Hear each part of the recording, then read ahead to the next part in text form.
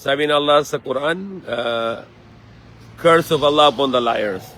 Dapat lagi sabihin ng totoo, hindi sinungaling. Dahil itong malaking utos ng Diyos na laging sabihin ng totoo. At laging gawa ng totoo. At ano yung sa puso mo, ano yung sa dila mo, ano yung sa gawa mo, dapat parehos. Kung yung sa ano sa puso mo at sa iba yung sa salita mo, hindi ka ng totoong tao. At kung ano sabi mo sa dila mo tapos hindi sa gawa mo, hindi ka rin totoong tao, sinungaling ka rin. Dahil katulad dito, sabi mo sa tao, wag na kayo nang inom ng alak, tapos ikaw inom ka rin. So hindi totoo.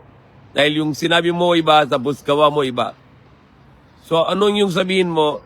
Sabi mo sa tao, wag na loko sa tao, ba't ikaw ginawa mo loko sa tao? So hindi ka totoong tao dahil iba yung salita mo, iba yung gawa mo. At kung ano yung sa puso mo, dapat yan din salita mo, yan din sabihin mo sa tao.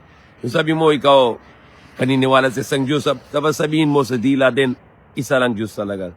So, pinaka-importante na isang bagay na ito na laging sabihin ng totoo, wag na sinungaling kahit anong nangyari. Sabi ni Prophet Muhammad sallallahu alaihi wasallam, ko yun wal kadiba yolik.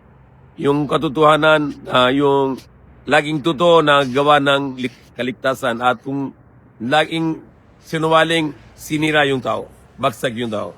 So, important na message na ito na sa gabi na yun na kahit ano nangyari, wag na sabihin ng sinungaling, laging sabihin ng totoo at laging gawa ng totoo, wag na gawa ng sinungaling. Ano yung pangako mo, laging tupad. Ito isa pang malaking utos ng Diyos at wag na loko sa tao, dapat lagi ka na honest.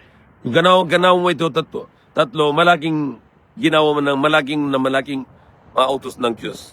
Okay? So yan ang mensahe ko na yun na always speak truth. The truth will set you free.